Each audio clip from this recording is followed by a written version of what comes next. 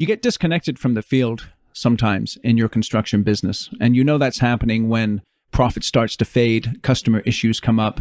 Perhaps there's conflicts between the field and the office that are unresolved.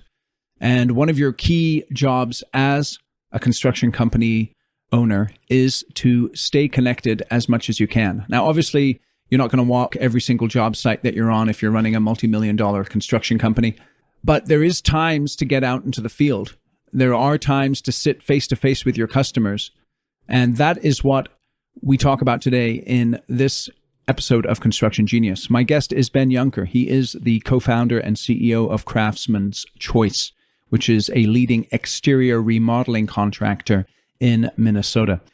We talk about the symptoms of disconnection, how you get into the habit of staying in connection with the field, and specific action items that you need to take on a regular basis in order to bridge the gap between the office and the field and between the field and your clients, how to overcome issues in the field that seem insurmountable when you're on a project, and why it's so important as a construction company owner once in a while to get your bags on and go out and work with your guys. Now, I know some of you, that'll never happen because you're working as commercial contractors and you're not going to put your bags on. But the point is getting into the field, getting belly to belly with the guys and the gals who are actually doing the work can be tremendously helpful in terms of giving you the right perspectives on where your business is. And those are the kinds of things that we dive into detail during this conversation. So like I always say, enjoy my conversation with Ben. Feel free to share it with other people who you think may benefit from it. And thank you for listening to Construction Genius. This is Eric Anderton, and you're listening to Construction Genius, a leadership masterclass. Thomas Edison said that genius is 1% inspiration and 99% perspiration. If you're a construction leader, you know all about the perspiration, and this show is all about the 1% inspiration that you can add to your hard work to help you to improve your leadership. Ben, welcome to Construction Genius. Thank you. I'm very interested because you've grown a successful business, and one of the challenges that you've overcome as you've grown your business is when you got to the point when you began to add people into the company and you got disconnected from the field. Can you tell us how that happened? Well, at that point in our business, I had just bought out my business partner. And so there were some necessary things some new roles that I needed to take on as far as some of the sales and marketing that my business partner had managed some of those areas. And so I tasked my general manager with taking care of production. And so he would oversee all production, our project managers, and our service team. And some of the things that I thought we had pretty locked down were actually gaps in our process. And so I needed to make sure that we were getting into those areas that we could focus on. And our general manager helped us to get that back on my plate and say, hey, you're off base here. Like the things that you're working on aren't things that we need help with. Here's what we actually need help with. Interesting, because as you take a bigger picture look at different construction companies that you're familiar with, and even your own company, you're describing one reason why someone in your position would get disconnected from the field. What are some other reasons that construction company CEOs and presidents get disconnected from the field, and kind of as a result of that, the company suffers? Well, I think things that I've seen, maybe lack of interest on the production side and get heavily focused on sales and marketing. And this is something that's incited by manufacturers and vendor reps. It's all sell, sell, sell, sell, sell. Right. Oh yeah, we got to get somebody to install this stuff once we get it sold, and somebody to manage those installers. Right. It's interesting, right? Because on the one hand, you have to be able to be bringing in work, but if you're not executing that work profitably, then what's the point? Exactly. Yep. So what are some of the symptoms of disconnection that you saw for yourself, but that you see in other businesses where you know there's something going on here and the executive team needs to get more dialed in with what's going on in the field? I think one of the biggest symptoms is you start to lose people. Project manager burnout because they're doing menial tasks that maybe they don't need to. You need to add staff. You need to help them be better at their trade and keep them focused on the right tasks.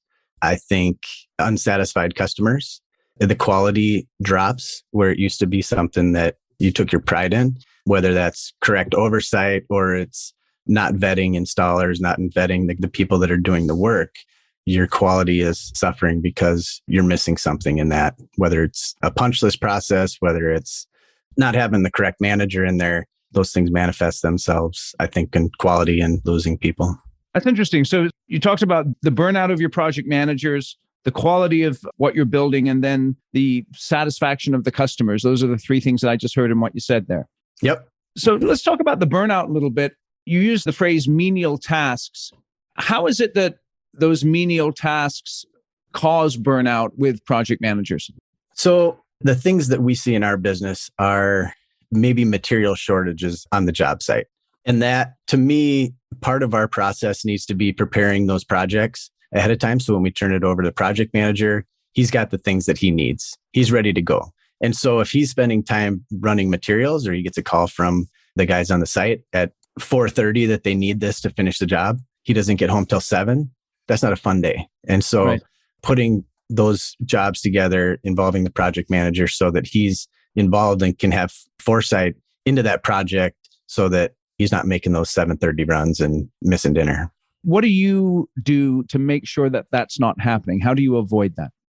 So what we implemented was we used to do a project walkthrough with our customers about a month out from the job. We're currently at about 3 months out.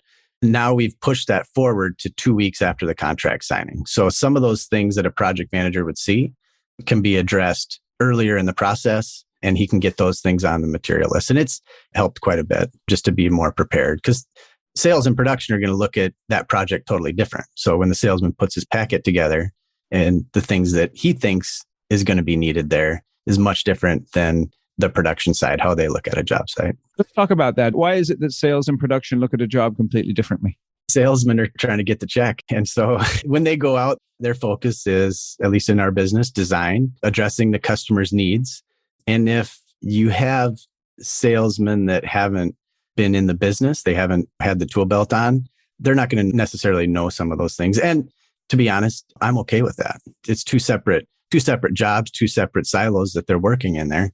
And so as long as the measurements and some of the other things that the sales guy, when he turns that job over and the scope is set, it's the production teams to take that project scope and execute that. And so when they look at it, it's just that different perspective of what is it going to take what the salesman has promised and make this happen on the job site. And whether that's some extra time with the customer drilling down on a specific part of the project that the design is great, but there's some problems with the implementation and the execution of that just needs to be drilled down a little bit further. Okay, so let's just explore that a little bit more, because how do you balance the need to make the sale with the ability to actually execute the project according to what has been sold? Well, one thing that we do is pay our salesmen on gross profit. And I think that helps them to ask a few more questions, like, is this even possible? I know there's other contractors that will just do it a straight percentage of the contract. Right. I think you can get into trouble doing that way because they're in and out, and whatever happens on the back end and the headaches the production team has isn't their concern. They're on to the next one. And so that helps to ask a few more questions on the sales side, maybe call in the production manager or the project manager to say, hey, what do you think about this? Am I charging the right thing for this? Is this even possible? Right. So there has to be that communication then between the sales team and the production team to make sure that what is being sold can be built. Correct. But like you said, though, you're comfortable with a little bit of creating the need for maybe some ingenuity on the part of the production team based on what's been sold. Yeah, definitely. Okay. I mean, they're the nuts and bolts guys. They're the ones that need to make that happen. And I think that's a part of the project that they like too. Like taking siding off and putting it back on. I mean, that can get boring doing. But if you're building a portico and you're having to figure out a barrel vault, that perks their interest. They're construction guys at heart. They want to be creative and imaginative and ultimately have something that they can deliver to the customer that they can take pride in. Awesome. So let's talk a little bit about the quality. What are some of the reasons that quality suffers on the jobs that you guys execute?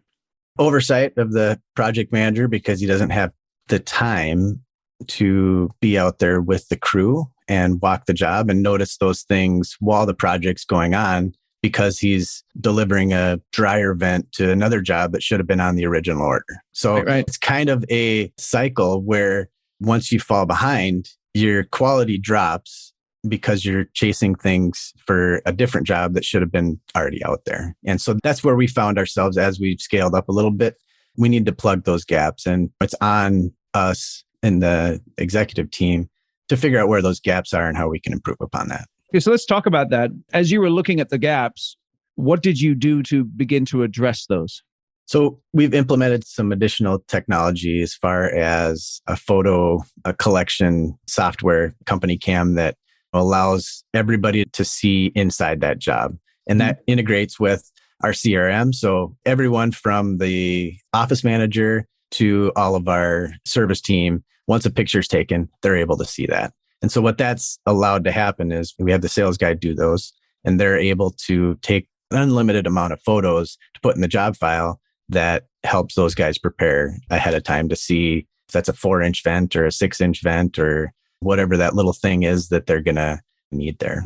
So you use technology, different kinds of software packages, and put them together in order to help to improve quality. Am I hearing that right? Yep. Quality and preparation ahead of time. So that I think those two things, I want my guys, my project managers, focused on being in front of the customer and being with the crew, not running materials. Okay. So what technologies have you tried in your business that haven't worked?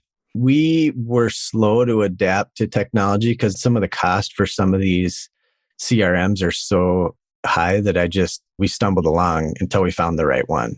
And for me, it was the ones we looked at fit 10% of my business or 20% of my business. They were great at sales, or they were great at marketing. They were great at production, but there wasn't one that did all of it that I felt like. And so the one we landed on has customizable workflows, has customizable files that you can upload. It has an interaction with the customers where they have their own portal, a number of different things that just fit our business. So then how did you resist the software sales guys coming in with their easy button, promising you the world? And you took a step back and said, hold on a second, this is not quite meeting our needs. How did you resist all of that? How did you go through that process? I just asked them pointed questions on, is this customizable? How do my customers interact with me through your software? How does it integrate with our accounting software? And if it couldn't do each one of those things, then I said it's not going to be a fit. Were you heading up that evaluation of the software programs? Were you heading that up? Yes. You were. Okay. Yep. The reason I'm asking is sometimes because, especially in like larger contractors, these software sales guys come in with this easy button and they say, hey, just press this and everything will go fine. But people haven't taken the time to define the problem that they're looking to solve.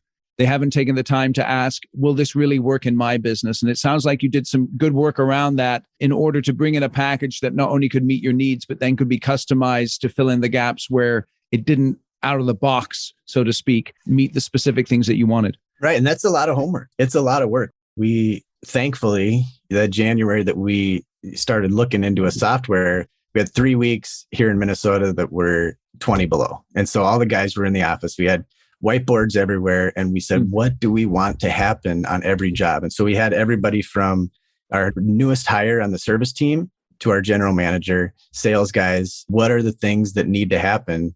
And we've tweaked that quite a bit over the years and added things. But it was a great exercise for our entire team to say, well, that's common sense. I said, well, yeah, it is common sense. But unless we have a way to track that task has been completed, it could get forgotten. Posting the permit on the door.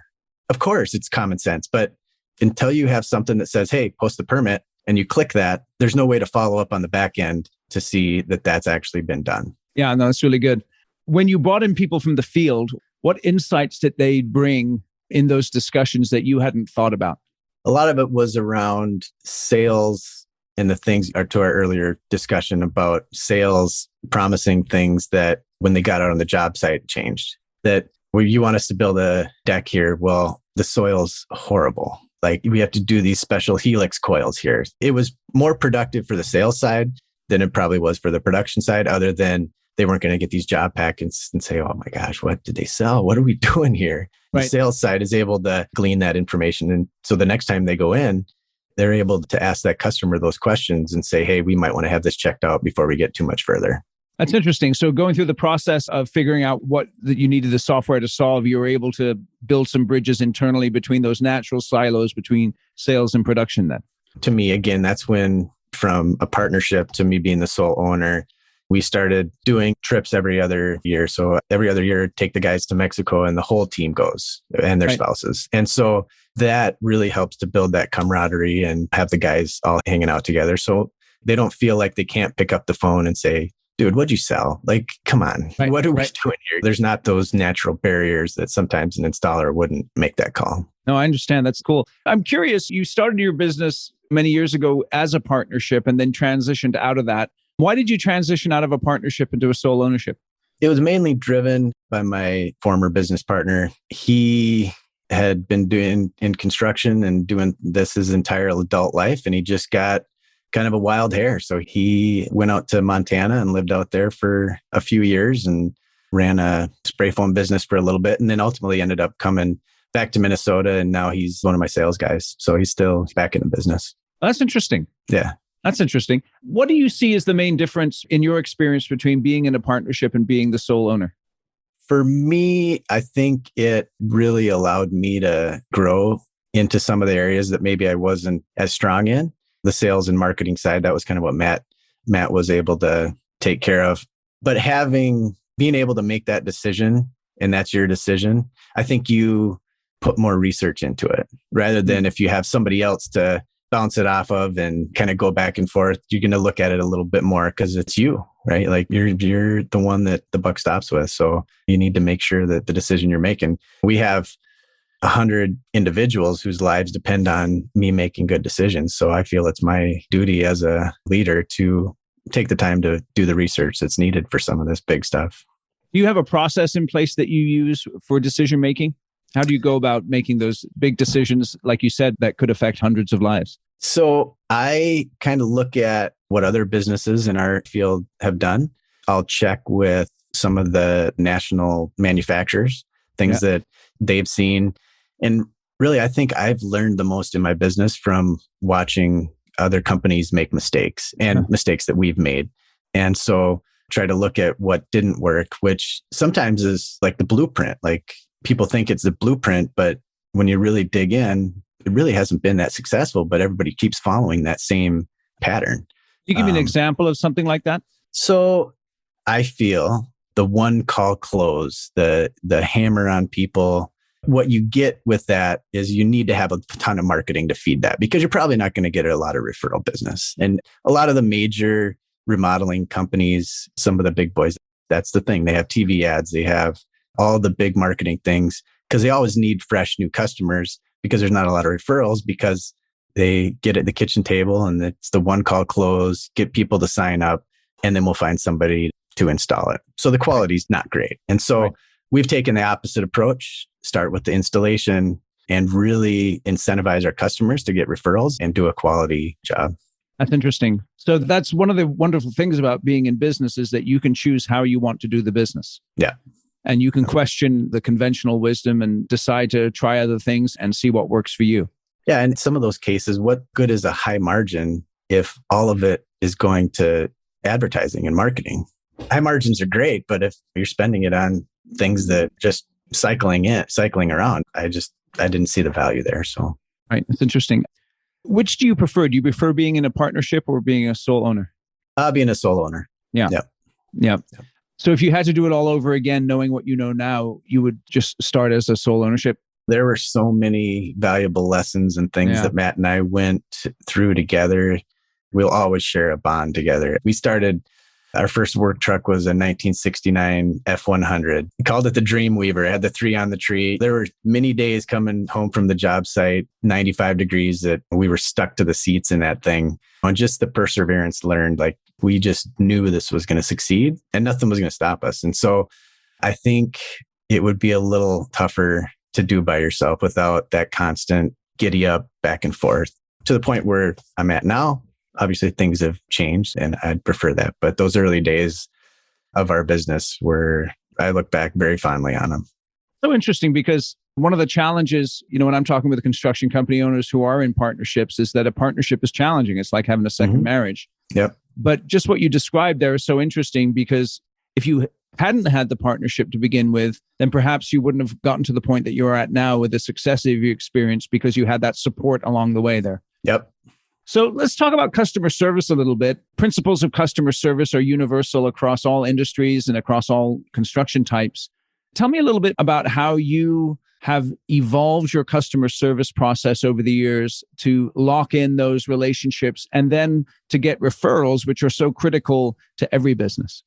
I think it's an evolving metric. I think customers expect more now. They go into the process better informed than they did when we first started our business. When we first started, we were educating the homeowners on almost every aspect of the project. Now, when we show up, they've got a list of questions, things that they've researched ahead of time. And so we need to make sure that we're prepared with product knowledge, with past projects, and then we share our process with our customers. And I think that's important. That's not something that a lot of people don't do. Is you can't ask someone to write you this check and then not tell them what's going to happen after they hand you the check. They need to know what this is going to look like. And so that helps set expectations on the front end of how this is going to look, how it should look. And guess what? A punch list is part of it. It's going to happen. These guys aren't robots. There's going to be some things. It's a natural part. Here's how we handle the punch list process. Here's how those things are addressed. So if you see something that doesn't look right, don't freak out. It's part of the natural process. And so setting those expectations help, and then getting on those punch lists on the back end, that's huge.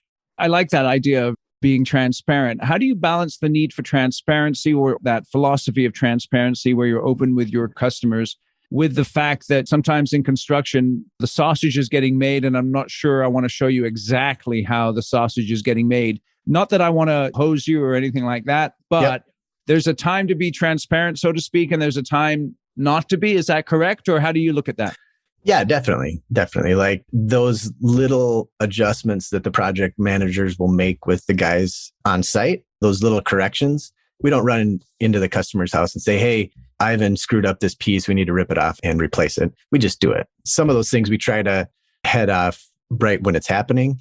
The transparency piece comes in steps. Like if there's multiple trades involved, here's what's going to happen. Here's what this process is, rather than just a trailer full of windows showing up and guys barging in your house. We're going to be in your business when we're doing your windows. Like we need space. We need, again, one of those things that seems common sense. And the guys are like, well, why wouldn't they know that?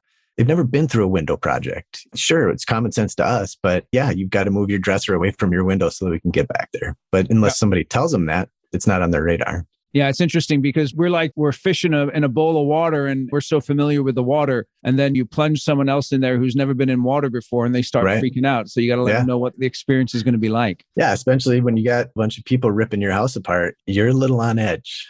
Yeah, definitely. Definitely. So let's say a customer issue comes up.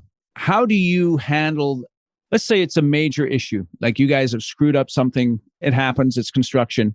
What do you do? What's the first thing you do when a major issue comes across your desk? I will pull the project manager off of that project. Even if it's not something that he has done, we've got our general manager and we've got a production manager. Part of that is selfish because I don't want him churning something that is not productive. And so we swap out either the production manager or our general manager, and they put on their cape. They're the Superman. They come in to save the day. Sometimes that fresh face and that attention, like, this is important to us. Here's my card. I'm the general manager. That's enough to calm the situation so that they can finish the project out. How do you know you're at the point where you need to flip out the project manager? Because ideally, the project manager would be able to handle the issue, right? Yep. When we see that the project manager is working with this client, and sometimes it's client, most often it's client issues. Sometimes it's project manager issues. When we see that nothing's moving forward, like things are getting escalated, the customer's getting more irritated with the process. Again, that fresh face really can calm a lot of things. And just that, again, that card with the title general manager, your job's important, your problem is important. We're going to take care of it. And that usually happens near the end of the project anyway, most of the things. And a lot of times it's just, they're sick of people being at their house. And so little things can escalate, and that new face helps to calm those worries. Yeah, it's interesting. It doesn't even necessarily have to be a massive issue when it comes to being in someone's home. It can be a simple thing or a little thing that triggers someone, huh? Leaving the gate open and the dog gets out. We've had that happen where... Oh, not a good one. How could they do that? How could they do that? I know, right? I know. Going back to this idea of disconnection from the field, how do you stay in the habit of being connected with the field? What processes do you have in place that help you to stay in there, so to speak? I try to get out with my guys once a quarter, my service team once a quarter, tool belt on. Usually I pick a nice sunny day, not a rainy day, but my phone stays in the truck and we just go out and work together. It's one of my favorite things to do. I started as an installer, but it builds great camaraderie, and it also gets me on the job site looking at the product, looking at interactions with the customer. I'm not the owner that day. I don't walk over to the customer and say, "Hey, I'm the owner." It's just, I'm just the installer guy that day. And so kind of incognito, undercover boss. Yeah, exactly. But the guys in the field know who you are, right? They sure do. Yeah. Oh, yeah. That's cool, though. That's cool.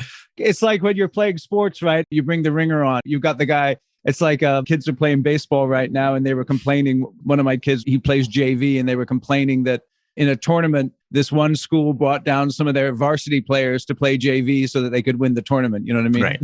Yep. Except for that analogy works, except for my installation skills aren't as good as my guys. Yeah, so right. But still, having you on the site helps, huh? Yeah. I'm usually the guy that's holding the other end of the tape or, that's cool. Kind of thing. But it's still, they don't let me touch a caulk gun. They will not let me touch a caulk gun because they don't want to redo it. But it's still just, it's a good time to be out with the guys. Another thing we do is we do a company golf tournament where we bring in all our vendors, we bring in suppliers, service team, all our subcontractors, everybody's there, and they're all paired with each other. So you could have a regional manager of James Hardy that's with our roofer. And it's just a great thing to get them together, get them. And the installers, they really like that.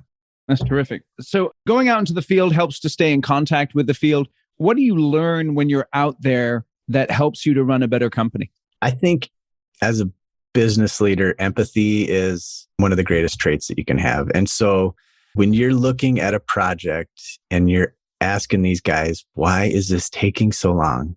What is going on? And you start to question the guys who are out doing the job. And then you get out there and you say, okay, well, it looks like our task today was just to put siding on this wall, but the electrical box is pulled out. So we got to take an extra 15 minutes, an extra half an hour.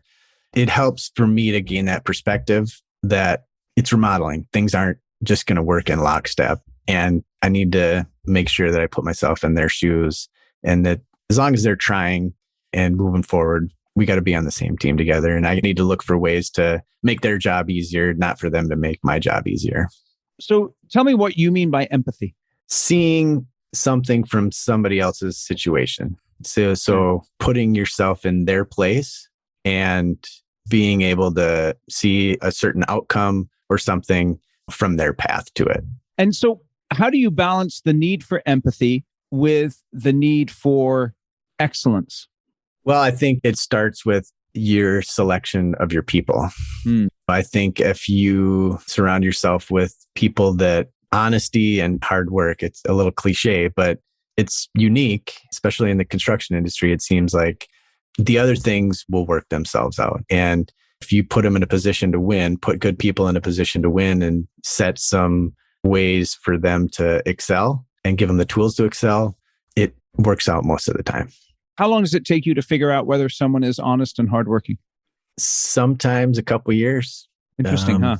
Yeah, it's, I've had people work for me that I was just looking forward to so much them joining the team, and got them in. And 6 months later, it was just, they weren't who I thought they were. The other thing has happened too. Like, well, all right, let's give them a shot. And they just excel and just kill it. So maybe that's a reflection on me as far as character, but I think individuals are so different, and individuals in different stages of their life are so different. You need to catch somebody at the right point in their life where they care and they want to succeed, and put them in that right spot.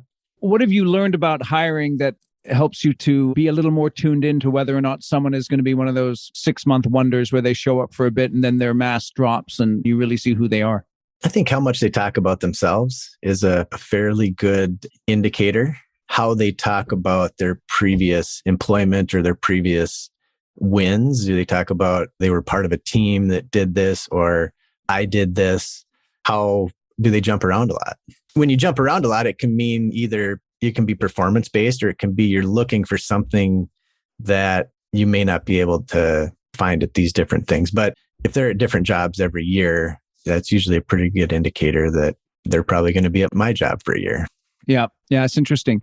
And what is it about someone where you're hiring them? What have you learned? Why is it that you're thinking, man, this guy is really going to be awesome? And then 6 months later, you're like, dude, why did I even hire them? What is it that causes you to think that and then to have to reevaluate later? Early in our career, Matt and I, we ran everything. And so we had to know each piece of the business. And each step, you're looking to take something as a business owner, you're looking to take something off your plate, right? That's why you hire people. You don't feel like that's a good use of your time. In one particular instance, somebody had this background, running a successful business, had some hard times, perfect fit. Like this should be child's play to them. And whatever reason it was, if it was just not dedicated enough or didn't really like the position, it just didn't turn out. And that's interesting because you said something earlier that caught my attention that plays into hiring, but we don't really think about it a lot, or we know it's true, but we don't necessarily think about it. And that is the point of life that a person is in. Yeah. When you hire them.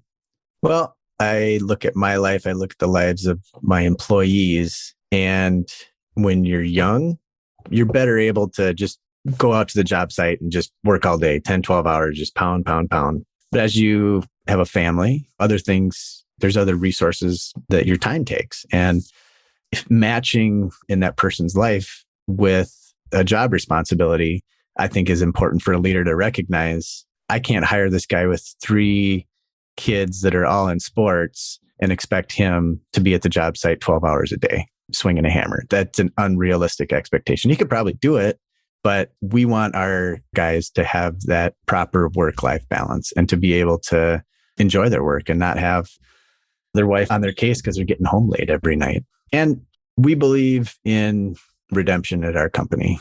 I've got a lot of guys that have some interesting pasts, and I will take a guy who's overcome some of those hardships and doesn't ever want to go back than a guy who's had everything handed to him his entire life, every time, because they have that background that I've been down that road. I'm going to do everything in my power to move forward to not ever get there again.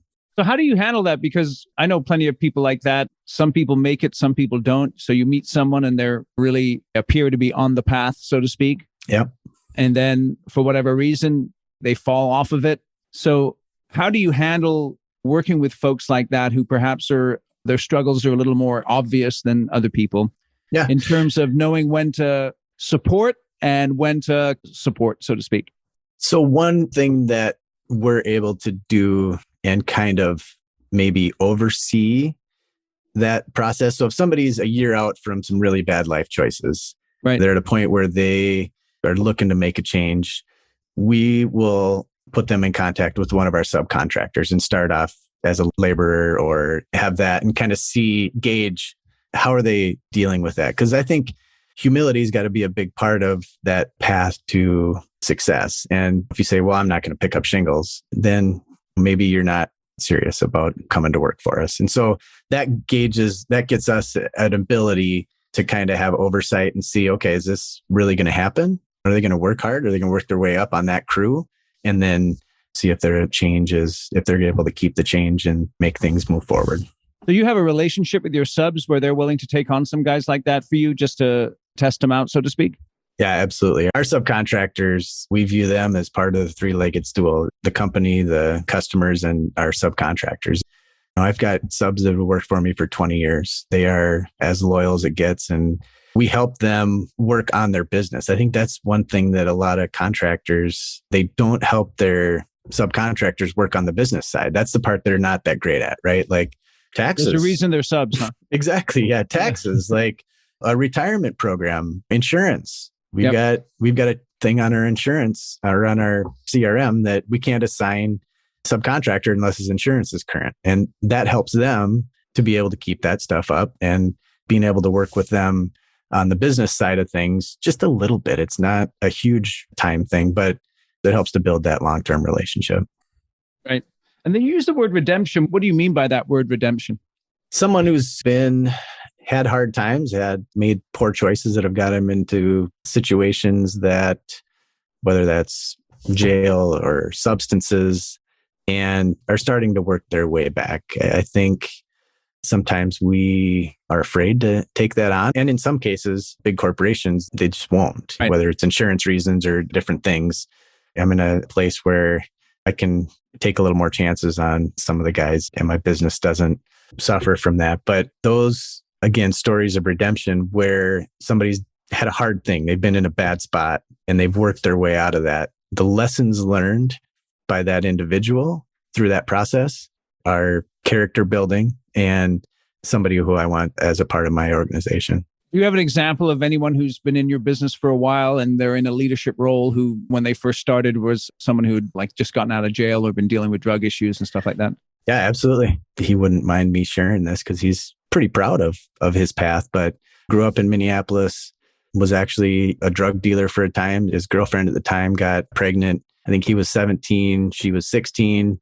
They moved out to the suburbs and he started putting siding on the wall. And he just worked his way up. He was one of our subcontractors for quite a while and is now one of our main project managers. That's awesome. That's awesome. So as we're wrapping up here, and I really appreciate your time here, Ben, we started off by talking about the issues that come up in a business when you get disconnected from the field. If I'm getting a sense in my business that I'm disconnected, and I may not exactly put my bags on like you do, which I think is pretty awesome, actually. It's a pretty neat thing. I really do. I think that's cool. Even a very large general contractor, you could get out there and get your boots on and get muddy with the guys.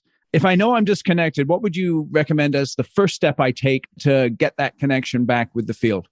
I think to bring your installers in and ask them what makes their job hard. Yeah. What makes your job hard?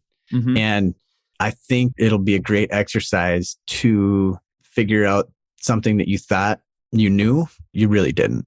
Probably should have, but it's hard. It's hard. You can't be involved in the day-to-day nitty gritty, and you shouldn't, but that information won't naturally escalate its way up to you. Yeah, that's very good. Yeah. So you have to be proactive in going out there and getting information then. Yep. That's interesting. Because, I mean, sometimes the project managers or production people, they'll just take care of it because they don't want it to be on your radar when it's actually information that you need to have. Yeah, it's interesting. So you get your project managers maybe and your installers conspiring together, not conspiring in a bad way, but to keep stuff from you. Sure. But you need to get the bad news, so to speak, so that you can do something about it from the position of the final decision maker. Right. If you think everything's puppies and bunnies all the time, then you need to get it out of the office because there's stuff happening in your organization that isn't all gravy. So as we're summarizing here then, so getting connected, what are a couple of other things I can do to get reconnected with the field? I think create social activities or environments where people at different levels can interact and intentionally put people together who are at different levels in your organization in a social setting where they can just talk. Excellent. So go out there, ask them what makes their job hard, and then create those social environments, those social activities where the different aspects of your business can be working together or interacting with each other and building those relationships. Yep. What about in terms of the customer service part? How much time do you spend with your customers? So I still do a little bit of sales, which I think is vital to keeping a pulse on how are you going to market to someone that you don't know the questions they're asking in the house or where they're finding. The business owner as a sales guy is going to ask totally different questions than a sales guy. And so as far as marketing, like, how'd you come across us? What's your research looked like so far? What have you been looking at? That also, we have our salesmen go on a final walk around once everything's all complete and all the punch lists are done to ask for the referrals. And so on that instance, I have the opportunity to ask about the process, how'd it go? And ask the hard questions like, I want to know what you didn't like about our process. Like, what were the pinch points? What was the pain that was involved with this? And that can be very, very revealing. And to be able to pick at that a little bit and say, all right, well, what would you feel that would be better at that point that you were frustrated? How we avoided that? Or how could we have handled that differently so that wasn't an experience for you? So 3 things I get there is number 1, you go to the field and ask them what makes your job hard and get that information that you need. You create those social activities so that you're building those bridges between the field and the office. And then you get out in front of your customers and you have good, hard, honest conversations with them, and even getting into the selling mode once in a while so that you can get a feel for how things are going. Yep. Excellent. Well, Ben, I really appreciate your time. Give us a little bit more information about your company, how people can get in touch with you if they'd like to. The best source is our website. It's craftsmanschoice.com. And our focus is on exterior siding, windows and doors, and specialize in the James Hardie siding. That's something that we really take pride in, is our ability to be a leader with that product. So our website would be the best source to check us out a little more. Excellent. Excellent. And you're up there in Minneapolis, is that right? Yep.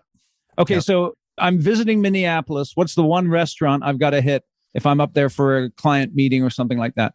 Boy, I'm trying to think of something that's not a chain. Granite City is a pretty good restaurant. They brew their own beer and they've got some killer apps. Excellent. Excellent. Well, we'll put a link in the show notes to Granite City as well as to your website and your LinkedIn profile. Ben, I appreciate the insights that you shared with us today. It's been super interesting. And thanks for joining us on Construction Genius. Thanks, Eric. Hey, just before you jet off, this is Eric. Thank you for listening to Construction Genius today. And I hope you are walking away with some action items that you can implement to stay connected with the field and make sure that your business is running as effectively as possible. And think about some of the things that Ben shared, particularly in light of how your business can be a positive force for good in the lives of people who perhaps have gone wayward for a bit, but they want to get their lives back on track. And I think it's really interesting how he actually uses his subcontractors as testing grounds for people who are looking to rebuild their careers, and then from there brings people into his company. So having those relationships with subcontractors like that is tremendously helpful if you can build those. So thanks again for listening to Construction Genius. Feel free to share this interview with other people. Please give us a rating or a review wherever you get your podcasts. At 5-star rating, and the review helps the podcast to be found by other people on the internet. And the more people who listen, the more people who can benefit from the wisdom of the folks that we interview here on Construction Genius. And I hope you have a terrific week. Thanks again for listening.